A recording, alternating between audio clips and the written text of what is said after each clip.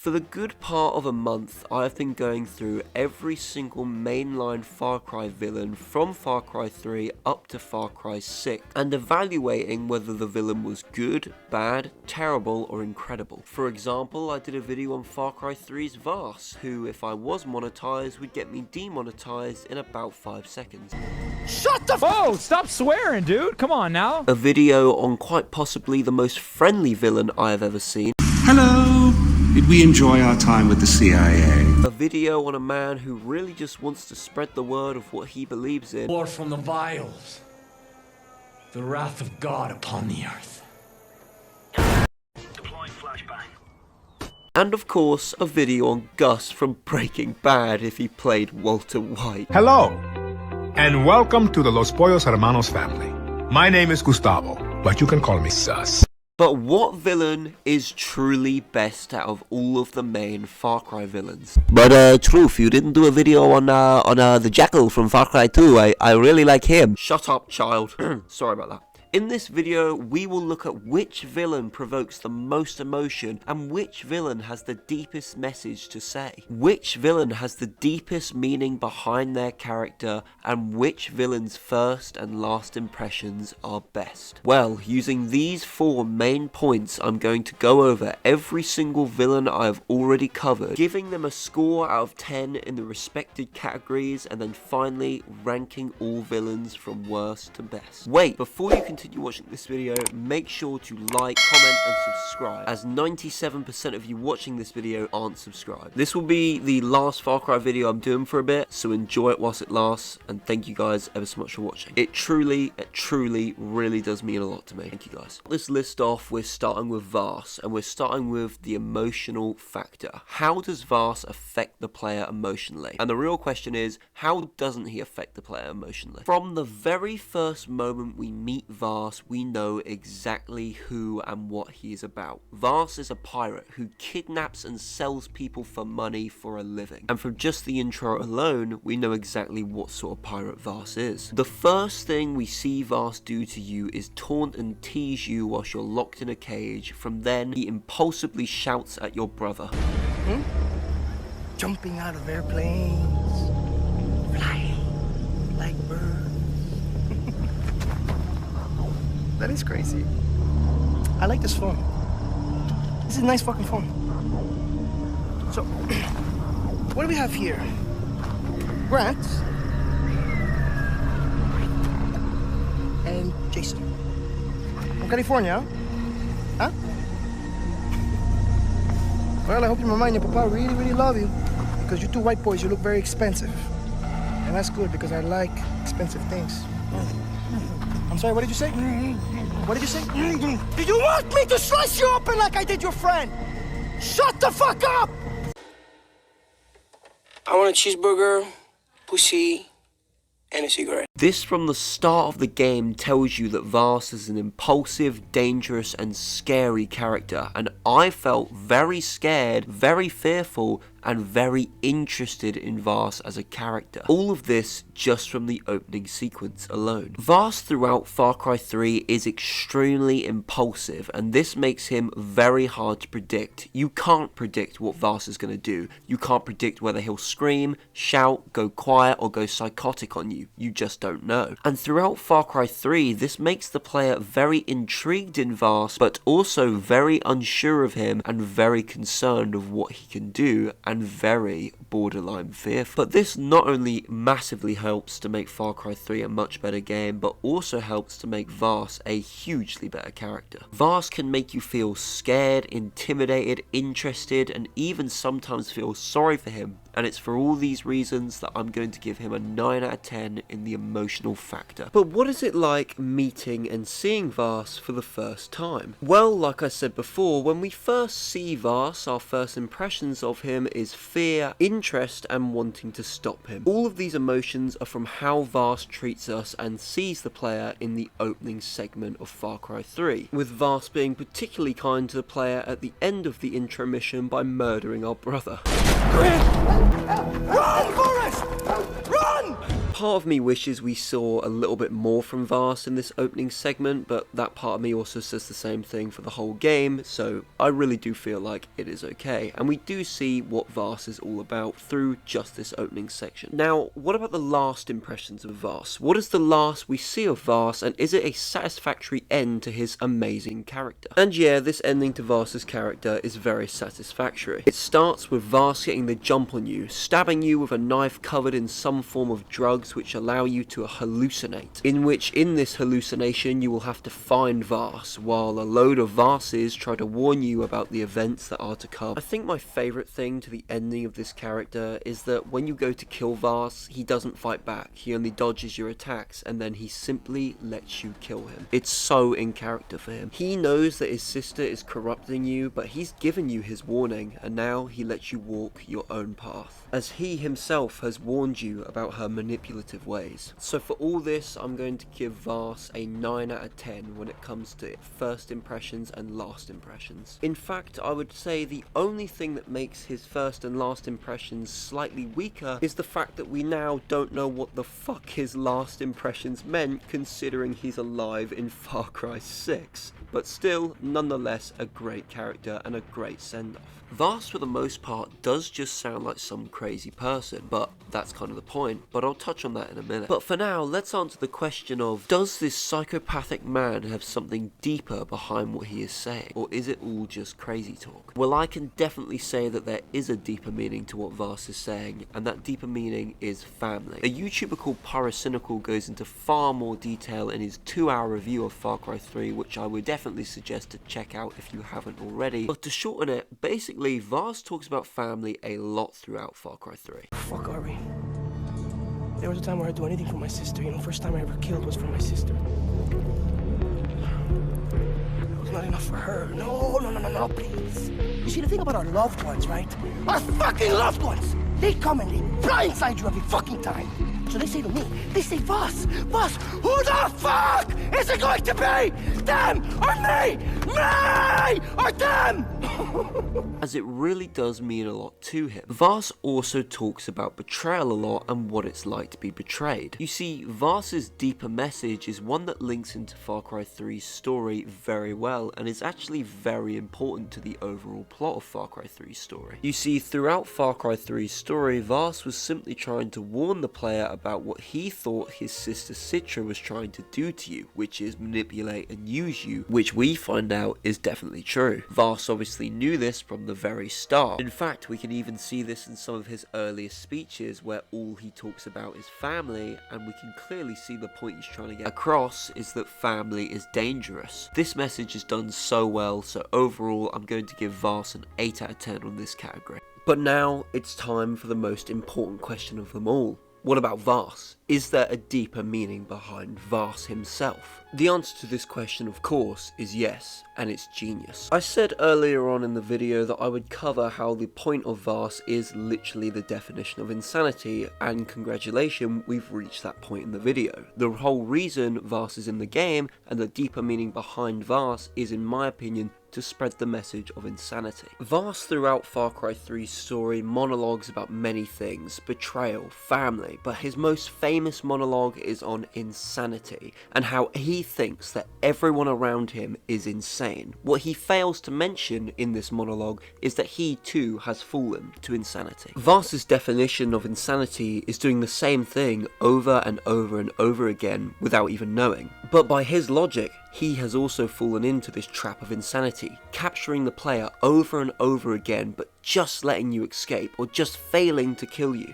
He has gone insane without even knowing it. Vass throughout the game puts together these elaborate schemes and plans and traps to kill the player, but yet the player escapes every single time. And to put it simply, I truly do believe that Vass's deeper meaning is to teach the player about what they will become if they continue to do the same thing over and over and over again, just like Vass. For example, Vass wears red to show he's a bad character, to show he's insane, whereas Jason wears blue to show he's more neutral and more of a good character. These two colours are polar opposites of the colour spectrum. However, when you go into a drug dream sequence, you see Jason turning into Vass wearing that red colour. This shows that the true meaning behind Vass is insanity. And you could even argue that the true meaning behind Far Cry 3 is insanity, but this is all done because of the deeper meaning behind Vass's character, and for that reason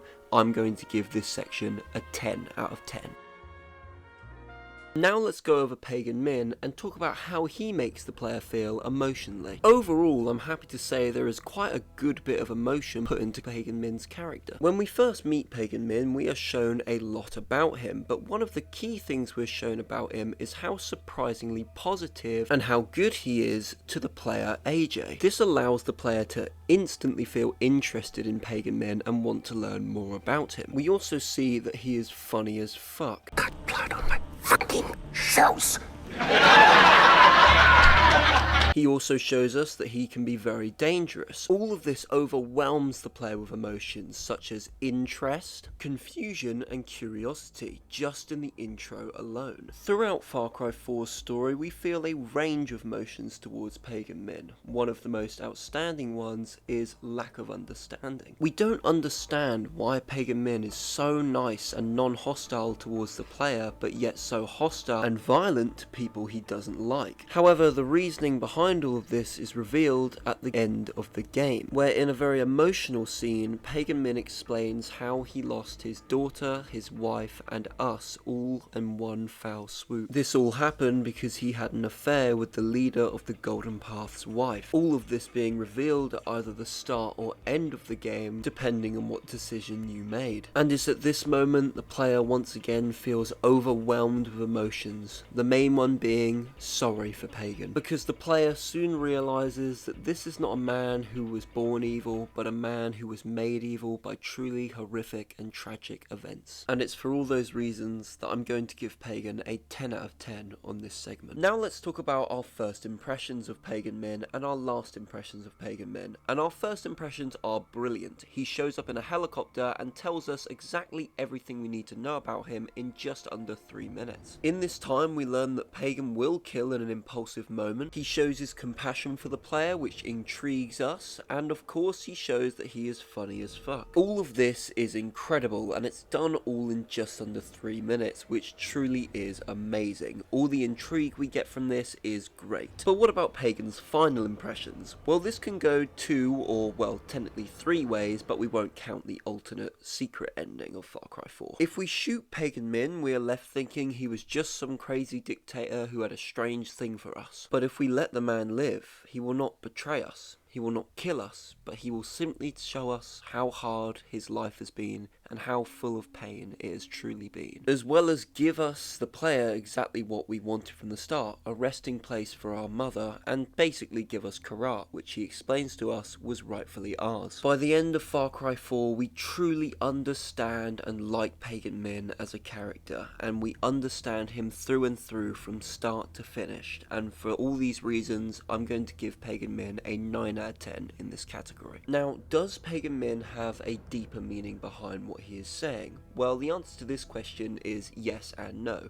While I do think a lot of the things Pagan Min is saying is just for the sake of being funny or cool, which he is very cool. You see, on one hand, I do think there is quite a deeper meaning behind what Pagan is saying to do with how he calls you throughout Far Cry 4 to ask how you are, what choices you've made, and overall what you're doing. You see, and Pagan isn't doing this to find information from the player or to find things out about the player and the Golden Path. No, nothing like that. He's simply trying to understand how the player is because he does love and truly care for AJ. And in my opinion, this does kind of show how much Pagan cares about the player, going on to this sort of dad role for the player. However, sadly, other than this, there really isn't much else, so for that reason, I'm going to give Pagan Min a 6 out of 10 in this category. There is a large, deeper meaning to Pagan Min, and that is the story of a man who has almost been turned fully evil. Not because he was born evil, not because he wanted to be evil, but because the unfortunate events of life have turned him evil. Pagan made a mistake in life, and that mistake will have him haunted for the rest of his days. He made one mistake and it costed him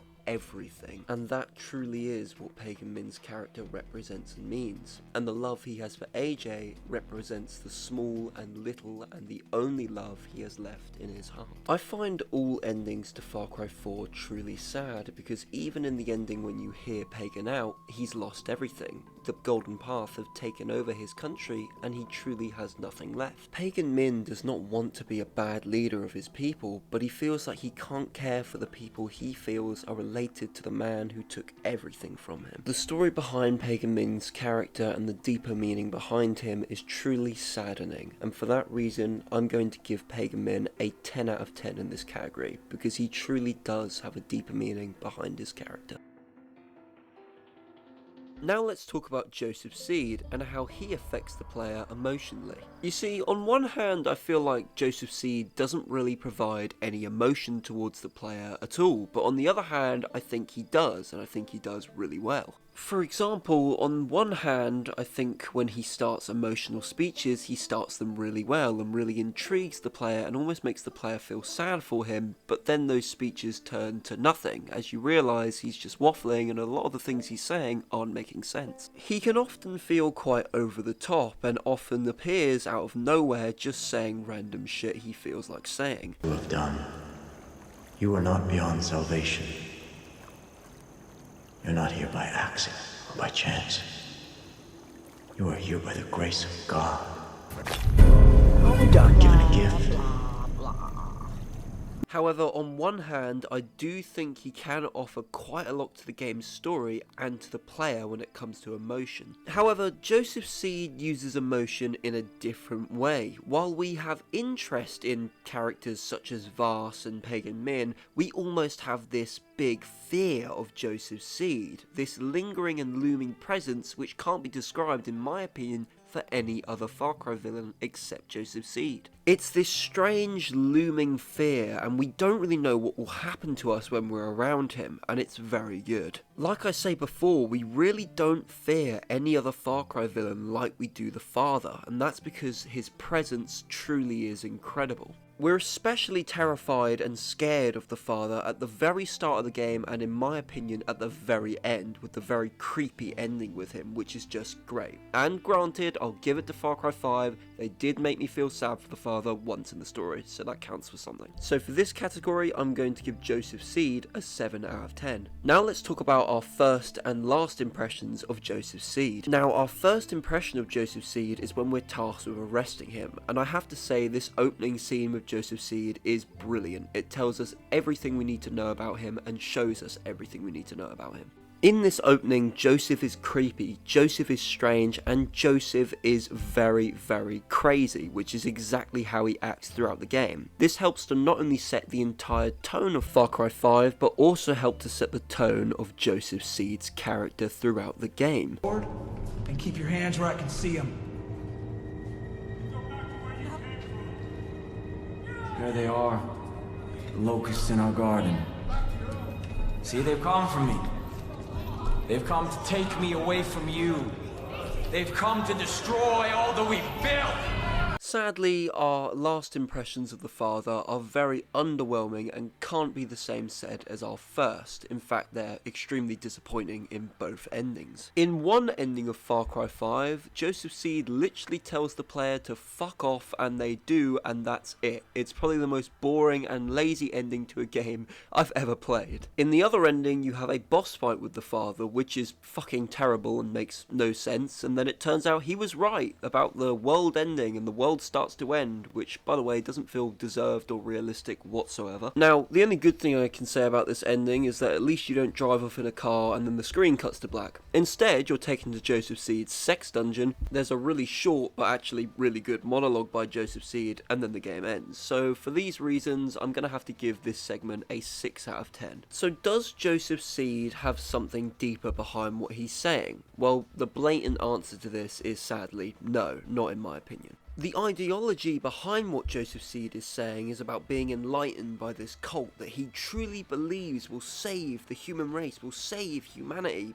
but it just doesn't work. And the reason behind why it doesn't work is because Joseph never explains why the cult works or how the cult works or how the cult will save people. Instead, he just rambles on about being enlightened or having faith or doing things right, but we're not told how this helps. It's a shame too, because I feel like they really could have got a lot out of what Joseph was saying if it actually had any meaning behind it. But for this reason, I'm going to have to give him only a 4 out of 10 on this category. Now, finally, is there any deeper meaning behind Joseph Seed himself? Now, to put it shortly once again, no, sadly there isn't. We know at a very young age Joseph started to hear the voice of God, and we know that he was taken away from his parents because they were very abusive at a very young age. However, we can't really give him any points for this because this isn't explained in the story. There's one emotional scene with Joseph, but this is ruined extremely quickly. It's about how he had a wife, he had a life, he had an amazing life, and his wife was killed in a car accident. She was pregnant with his daughter,